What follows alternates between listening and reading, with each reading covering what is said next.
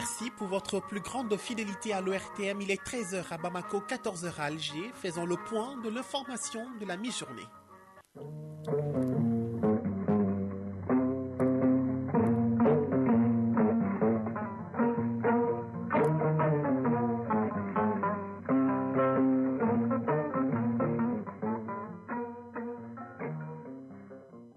Le journal Moussa Papa Aïdara. La capitale des Balanzans sur les chantiers de la refondation de l'État, une vingtaine d'experts est présente à Ségou pour faciliter l'appropriation du programme national aux valeurs. Les travaux sont présidés par le ministre de la refondation de l'État chargé des relations avec les institutions. La santé de la mère, des enfants et des jeunes au cœur du projet Momentum, financé par l'USAID. Les acteurs sont en conclave pour faire le point des activités et surtout chercher à améliorer les services de santé essentiels pour les enfants, en particulier ceux vivant dans les régions de Gao et Tombouctou. Actualité sur le continent, près de 24 millions d'Algériens sont aux urnes aujourd'hui pour élire leur prochain président. Les électeurs départageront Abdelmajid Tebboune, Abdelali Hassani Chérif et le leader du Front des forces socialistes, Youssef Aouchiche. Sport football, les Aigles du Mali ont été tenus hier en échec par un score nul, un but partout par les Mambas du Mozambique au stade du 26 mars pour la première journée des éliminatoires de la CAN 2025. Et puis en Afrobasket d'un moins de 18 ans 2024, les filles ont éclaté le compteur par leur performance. Elles se sont facilement imposées dans un match à sens unique contre la Zambie 136-13. Le plus gros score dans l'histoire du tournoi à suivre en fin de journal. Mesdames, Messieurs, bonjour et bienvenue à cette édition. À Ségou, le ministre de la refondation de l'État chargé des relations avec les institutions a présidé les travaux du séminaire scientifique de la mission d'appui à la réforme de l'État. Cette retraite permettra à la vingtaine d'experts de renforcer leurs capacités afin de mieux répondre aux différentes sollicitations du ministre sur les chantiers de refondation de l'État. Dès Ségou, la correspondance de Fousseni Samaké. C'est pour faciliter l'appropriation du programme national d'éducation aux valeurs que la mission d'appui à la refondation de l'État regroupe une vingtaine d'experts à Ségou. Cette retraite scientifique permettra d'assister, de soutenir et d'accompagner la mission d'appui à la refondation de l'État sur ces divers chantiers de refondation de l'État. Mohamed Koulibaly, chef de mission d'appui à la refondation de l'État. Cette retraite vise, n'est-ce pas, à outiller ces experts-là, donc pour leur donner les éléments pour mieux mener la campagne de vulgarisation du programme national d'éducation aux valeurs dans le pays, n'est-ce pas, pour mieux édifier les participants. Et nous aurons des échanges sur les questions de souveraineté, les questions d'indépendance, donc également les questions de nos savoirs endogènes. Les échanges s'inscrivent dans le cadre de la construction du Mali Croix. Ibrahim Ikassa Maïga, ministre de la refondation de l'État, chargé des relations avec les institutions. Pour bâtir le Mali Croix, nous avons besoin de toutes nos ressources. Que des personnes expérimentées s'inspirent de ce que nous avons été pour permettre de bâtir le Mali de nos rêves. Le présent séminaire vous permettra à coup sûr d'améliorer substantiellement le contenu des prochaines phases d'appropriation du PNEV en préparation et qui concerneront les autres couches de la communauté nationale sur toute l'étendue du territoire national ainsi qu'à l'endroit de nos compatriotes établis à l'étranger. En marge de ces 2 journées de retraite, les participants vont visiter les sites et les lieux symboliques et de mémoire de Ségou. Ségou Fousseni Samaké et Bakari Traoré pour l'ORTM. Cette fois-ci, nous sommes à Caille, fin des travaux de la rencontre de renforcement des capacités sur les réformes administratives et institutionnelles financées par le Royaume du Norvège. L'espace de partage a pour objectif de sensibiliser et informer les participants venus de plusieurs communes de la région sur les réformes administratives et institutionnelles. La cérémonie de clôture était présidée par le directeur de cabinet du gouverneur, Kai Kabadiara. Initié par l'école de maintien de la paix à Lublonenbey en partenariat avec l'ambassade du Royaume de Norvège au Mali, cet atelier renforcement des capacités sur les réformes administratives et institutionnelles au Mali, 5e du genre, s'inscrit dans le cadre du renforcement des capacités des femmes vectrices de changement dans 8 régions dont Caille. Démarré il y a au moins 4 ans, plusieurs thématiques ont été dispensées. Colonel Alou Bakayoko, directeur chargé de formation de l'école maintien de la paix. Parmi lesquels la gestion des projets et la mobilisation de ressources. Nous avons eu aussi l'opportunité de renforcer les capacités des hommes et des femmes des 5 communes, Djonganga, Djankunte, Kamara, Lakamane, Takli et Sadiola, sur aussi la prévention et la gestion des conflits communautaires pour que le développement puisse commencer en fait à la base. Et au-delà de ça, le renforcement des capacités prépare toutes ces ressources valables, ces leaders, femmes et hommes, de mieux apprécier en fait leur gouvernance locale, qui aujourd'hui en fait est une problématique majeure. Amadou Ndiko, directeur de cabinet au gouvernorat d'Ekaï. Tout le bénéfice de l'expertise du colonel Bagayogo sur les réformes administratives et institutionnelles au Mali, ayant enregistré de nombreuses innovations qui devraient vous inspirer dans le cadre de l'amélioration de la gouvernance locale dans bien des domaines pris en charge par la loi fondamentale, le code des collectivités, le dialogue intermalien, la réorganisation administrative et la feuille de route, l'intégration de la dimension genre. À l'issue de cet atelier, des attestations ont été remises aux participants. Kaï, Kabadjara, Sidi Haïdara pour l'ORTM. Retour ici à Bamako dans le cadre de la mise en œuvre du programme de résilience du système alimentaire PRSA. Une rencontre a regroupé ici à Bamako donc les chercheurs et experts des questions climatiques et hydrologiques des pays de l'Afrique de l'Ouest. L'objectif est de renforcer les capacités des participants afin qu'ils puissent être de maîtres formateurs et d'acteurs de référence dans la mise en place des villages intelligents face au climat. Compte rendu, Daouda Koné. Ils étaient une quarantaine d'experts et de chercheurs de 8 pays de l'Afrique de l'Ouest à prendre part à cet atelier régional de formation sur les méthodes et outils de mise en place et gestion des villages intelligents face au climat. Ce séminaire est organisé pour mettre un accent particulier sur les aspects méthodologiques dans le cadre de l'utilisation des outils et approche des villages intelligents face au climat. Sadio Sissé, coordinateur du programme de résilience du système alimentaire PRSA. Nous voulons activer des cercles pour subvenir un peu aux besoins des populations. Dans ce contexte, pour continuer à produire, pour atteindre nos objectifs de sécurité alimentaire. Le concept de l'agriculture intelligente face au climat, les principes et méthodes de mise en place et d'opérationnalisation d'un village intelligent et les méthodes et outils d'identification des technologies et pratiques intelligentes face au climat utilisés dans les villages intelligents dans la prise de décision pour la réduction des risques et l'augmentation de la productivité agricole sont entre autres sujets abordés. Dr Alassane Agali, participant. C'est une formation clé à la main. Tout le monde au retour doit en tout cas être prêt à appliquer ce qu'il a appris. Dr Khalifa Traoré, directeur général de l'Institut d'économie rurale. On ne manquera pas de déployer des efforts pour que ces approches se multiplient. Comment les multiplier selon les zones agroécologiques? Parce que nous en avons beaucoup comme dans tous les pays. Donc il faut raisonner aussi la zone agroécologique. Et les technologies ne peuvent pas être forcément les mêmes. Qu'on puisse avoir des villages climato-intelligents dans toutes ces zones. Un des moments forts de la cérémonie de clôture a été la remise des certificats de participation. D'une formation à une autre, la Chambre d'industrie et de commerce du Mali a organisé la présente à l'endroit des femmes opératrices économiques sur les normes et qualités en matière de transformation et de commercialisation des produits alimentaires. La soixantaine de participants suivent pendant 2 jours cette mise à niveau. Les détails avec Alousseni Touré. Cette formation est le fruit de la mise en œuvre des recommandations du Forum de Ségou sur la relance économique. Elle vise à sensibiliser les femmes opératrices économiques évoluant dans le secteur de la transformation alimentaire sur les normes et qualités qui doivent régir la production et la commercialisation des produits alimentaires. Wele Diallo Fatoumata Kierme Traoré, présidente de l'Association des femmes pour le développement économique. Au Mali, les femmes opératrices économiques, dans le cadre de l'exercice de leur activité, sont confrontées à des problèmes relatifs au non-respect des normes pratiques d'hygiène et surtout les normes de qualité. Pour ce faire, les femmes ont besoin d'être formées et informées sur tous les aspects réglementaires qui encadrent leur activité économique. La Chambre de commerce et d'industrie du Mali souhaite ainsi amener les femmes transformatrices de produits alimentaires à être concurrentielles. Mahamadou Sanogo, secrétaire général de la Chambre de commerce et d'industrie du Mali.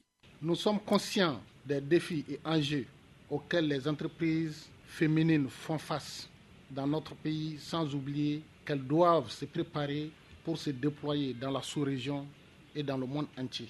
C'est pourquoi nous avons engagé des actions dans le cadre de votre accompagnement afin de vous soutenir par le biais de séries de formations, des renforcements des capacités, d'information et d'échange sur les besoins de vos entreprises, vos préoccupations et les textes qui encadrent vos activités. Pendant 2 jours donc, les formateurs venus de l'AMANORM et de l'Institut national de santé publique s'efforceront de renforcer les capacités techniques des femmes productrices de produits alimentaires transformés, notamment en matière d'hygiène et de normes à respecter. 13h09 sur un tout autre registre, l'amélioration du taux d'électrification dans les zones de couverture. C'est l'objectif du projet Accès à l'énergie durable pour tous. Il a été lancé en 2022 par l'ONG GERES ou Solidarité climatique en action sur financement de la Suède. Le deuxième comité de pilotage du projet fait le bilan des acquis. Il se tient avec le soutien de l'Union européenne avec comme nouveau partenaire financier Bah Traoré.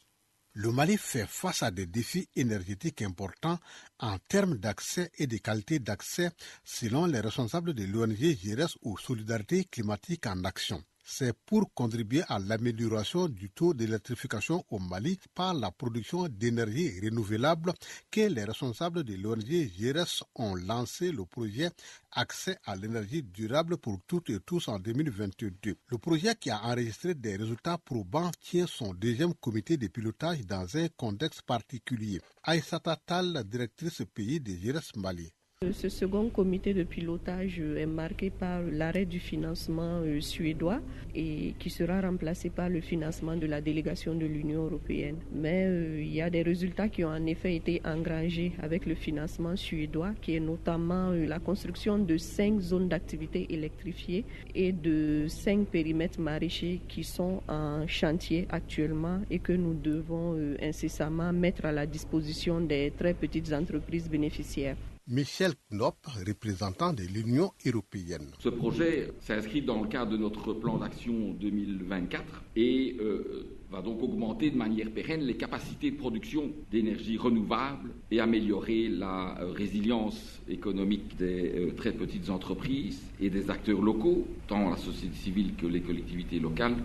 Selon la Direction nationale de l'énergie, le taux d'électrification est très faible au Mali, estimé à 55% en milieu urbain et seulement 20% en zone rurale, d'où la pertinence de ce projet. Adama Yoro Sidibé, adjoint au directeur national de l'énergie. L'objectif du gouvernement, c'est de fournir l'énergie à la majorité de la population pour contribuer au développement socio-économique du pays. Ça cadre avec les objectifs de la politique du Mali. En 3 ans de mise en œuvre, le projet Accès à l'énergie durable pour toutes et tous a appuyé 600 ménages et généré 375 emplois indirects dans la région de Ségou, Sikasso, Koulikoro et Kaye. Il prendra fin en 2027 selon ses responsables.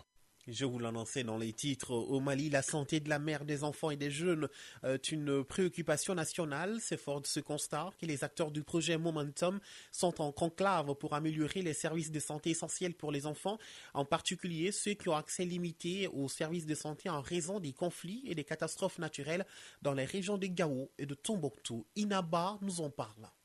Cette rencontre des acteurs du projet Momentum pour la résilience sanitaire intégrée MIR a pour objectif de faire le bilan des réalisations, discuter des difficultés rencontrées dans la mise en œuvre des activités. Financé par l'USAID, le projet Momentum aide les pays à renforcer la résilience et la capacité des communautés et des systèmes de santé pour répondre aux besoins spécifiques des populations du Nord. Dr Alimatou Moussa, représentante de l'USAID. La mobilisation de plus de 83 millions de francs CFA par les comités paritaires de Gao ayant permis de faire des investissements conséquents dans la construction du laboratoire et de son équipement à Tacharan, la mobilisation des ressources locales à travers les caisses villageoises de solidarité santé de plus de 6 millions de francs CFA pour la référence évacuation dans les aires de santé des districts sanitaires de Gao et de Tombouctou pour réduire le premier et le deuxième retard des urgences obstétricales et néonatales. Dr Koita Aminata Traoré, coordinatrice du projet MIR. Les résultats du projet ont été disponibles seulement grâce au concours des acteurs du terrain. Pour qui connaît le contexte de Gao et de Tombouctou aujourd'hui, dans une zone d'insécurité où nous manquons de ressources humaines qualifiées, et ces équipes résilientes et engagées ont été là Le projet MIR intervient au Mali dans les régions de Tombouctou et Gao pour renforcer la qualité de la prestation des services volontaires de la santé maternelle, néonatale et infanto-juvénile. Dr Abdoulaye Guindo, secrétaire général du ministère de la Santé et du Développement social. À travers son approche de co-création des stratégies et activités du projet MIR implique l'ensemble des partenaires au niveau régional afin de prendre en compte les priorités formulées par les acteurs locaux eux-mêmes. Et ce souci de répondre aux besoins réels de la communauté est une démarche que nous saluons à sa hauteur car elle favorise l'appropriation des acquis pour les bénéficiaires. À noter que ce projet Momentum est à sa 4e année d'existence sur les 6 ans. L'Algérie, dans l'actualité internationale, près de 24 millions d'Algériens sont aux urnes aujourd'hui pour élire leur prochain président. Les électeurs départageront Abdelmajid Tebboune, le président sortant, qui a appelé au scrutin 2 mois avant les délais d'expiration légaux de son mandat en cours. Le chef du mouvement de la Société pour la paix, Abdelali Hassani Chérif, et le leader du Front des forces socialistes, Youssef Aouchiche. Les 3 candidats ont battu campagne autour du pouvoir d'achat, de l'allocation chômage, du revenu universel, de la préservation du caractère social de l'État ou encore de la valorisation du potentiel économique de l'Algérie. Pour ce scrutin présidentiel, peu de doutes subsistent sur la potentielle réélection du président Tebboune, élu pour la première fois en décembre 2019. Inondations en Afrique de l'Ouest, près d'1 million de déplacés. Les récentes précipitations et inondations en Afrique de l'Ouest ont compté près de 950 000 personnes, dont de nombreux enfants furent leur foyer au Mali, au Nigeria et au Niger, selon Save the Children. Alors que cette période est généralement la plus pluvieuse de l'année dans cette région, les pluies ont été exponentiellement abondantes au Nigeria. Les inondations ont touché 29 des 36 États du pays, principalement dans les régions du Nord. Les pluies torrentielles ont provoqué le débordement des barrages et la montée des eaux des 2 plus grands fleuves, le Niger et le Benoué, entraînant la mort de plus de 200 personnes, dont des enfants. Des milliers d'hectares de terres agricoles ont été ravagés par les eaux, menaçant la sécurité alimentaire dans cette partie de l'Afrique. Kenya, 3 jours de deuil après l'incendie d'une école, après le drame. Des familles encore sous le choc attendent des nouvelles de leurs enfants. 18 élèves d'une école primaire dans le comté de Nyeri sont morts dans l'incendie qui a ravagé leur dortoir jeudi soir. 70 sont toujours introuvables, 27 autres sont hospitalisés.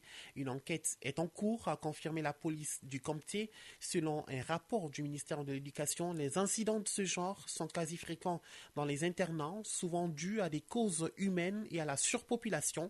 3 jours de deuil ont été décrétés par le président William Ruto, pendant lesquels les drapeaux seront en berne en mémoire des enfants disparus.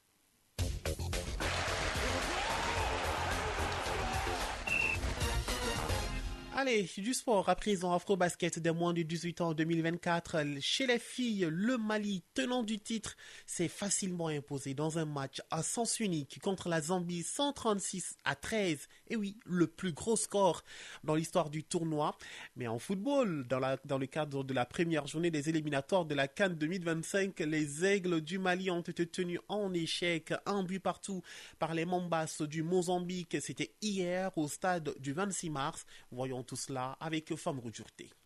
Le Mali commence les éliminatoires de la CAN 2025 avec un nul 1-1 face au Mozambique. Les Mozambicains ont surpris les Maliens en première mi-temps avec un but de Zeni Katamo à la 37e minute. L'ailier du Sporting Portugal a ouvert le score sur une reprise de volée dans la surface malienne, prouvant que son équipe valait la peine d'être prise au sérieux par les Maliens. C'est au retour des vestiaires que les Aigles du Mali ont réussi à faire leur retard. À la 52e minute, le milieu de terrain de Tottenham, Yves Bissouma, le capitaine du jour, a égalisé en faveur des Aigles du Mali sur une puissante frappe depuis l'extérieur de la surface adverse. Malgré les tentatives, les 2 équipes se sont séparées sur ce résultat nul d'1 but partout. Le prochain défi du Mali est un déplacement en Afrique du Sud pour affronter l'Eswatini au compte de la 2e journée des éliminatoires de la CAN Maroc 2025. Ce sera mardi le 10 septembre 2024 à partir de 13h GMT. À la même heure de la même date, le Mozambique reçoit la Guinée-Bissau. Outre ce match au Mali-Mozambique, d'autres rencontres intéressantes se sont jouées également ce vendredi 6 septembre sur le continent. Le Sénégal et le Burkina Faso ont fait match nul 1 but partout. Le Maroc a cartonné le Gabon 4 buts à 1. La Côte d'Ivoire a battu la Zambie par 2-0. L'Égypte est venue à bout du Cap-Vert par 3-0 et la République démocratique du Congo, RDC, a dominé la Guinée par 1-0. Toujours football hors du continent, en Europe, en ouverture de la Ligue des Nations, l'équipe de France s'est nettement inclinée devant l'Italie 1-3 au Parc des Princes. Avec cette défaite, la France est troisième de son groupe à 3 longueurs de l'Italie et de la Belgique, vainqueur d'Israël à 3-1, contre qui elle tentera de se racheter lundi à Lyon. Le Pays de Galles a tenu en échec à la Turquie 0-0 dans le cadre de la première journée de la poule D de la Ligue des Nations B. Le Pays de Galles et la Turquie occupent la deuxième place avec 1 point derrière l'Islande, vainqueur de Monténégro 2-0. Les Gallois affronteront le Monténégro alors que les Turcs accueilleront les Islandais lundi 9 septembre dans le cadre de la deuxième journée. En Amérique du Sud, c'est la 7e journée des qualifications pour la Coupe du Monde 2026 qui se joue là-bas. L'Argentine a largement battu le Chili par 3-0. La Bolivie est venue à bout du Venezuela 4-0. Les autres rencontres de la 7e journée sont Uruguay contre Paraguay, Brésil face à l'Équateur et Pérou contre Colombie. Retour sur le continent pour parler de l'afro-basket des moins de 18 ans, Afrique du Sud de 2024. Chez les filles, le Mali a enregistré la plus large victoire du tournoi jusqu'à présent en battant la Zambie par 136-13. À l'occasion de la deuxième journée dans le groupe B, les filles du Mali ont marqué autant de points que les Zambiennes l'auraient fait tout au long du match dans les 3 premières minutes de la rencontre. Les joueuses du sélectionneur Sori Diakité ont remporté le premier quart-temps 38-4 et le second 31-2 pour partir à la pause avec 63 points d'écart, soit 69-6. Au retour des vestiaires, les choses n'ont fait que se dégrader pour la Zambie. Les Maliennes ont gagné le troisième acte de jeu par 29-6 et le dernier 38-1 pour infliger une défaite humiliante aux Zambiennes 136-13, la plus lourde défaite dans l'histoire de la compétition. Dans l'autre match, l'Angola s'est imposée face au Maroc 74-62. Les filles du Mali sont en tête du groupe B avec 4 points devant les Angolaises et les Marocaines. Lors de la troisième et dernière journée du groupe B, les filles du Mali affrontent celles du Maroc alors que les Angolaises jouent contre les Zambiennes. Sur le tableau masculin, le Mali fait sa deuxième sortie dans le groupe A ce samedi à 18h. Ce sera contre le Cameroun. Les joueurs du sélectionneur Moussa Cissé avaient gagné leur premier match contre le Sénégal 64-50, tandis que le Cameroun s'était imposé devant la Côte d'Ivoire 67-62. Moussa Papaïdara a pris un grand plaisir à vous présenter cette édition, mise en onde bien assurée par Alimata Ouattara, réalisation, coordination Bemba Sibi. Merci à tous pour votre attention. Nos programmes continuent. Moussa Koulibaly est déjà là pour les avis et communiquer. Mesdames, Messieurs, prenez soin de vous et des autres et n'oubliez surtout pas, garde le sourire. Quoi qu'il arrive, excellente journée à tous sur le RTM.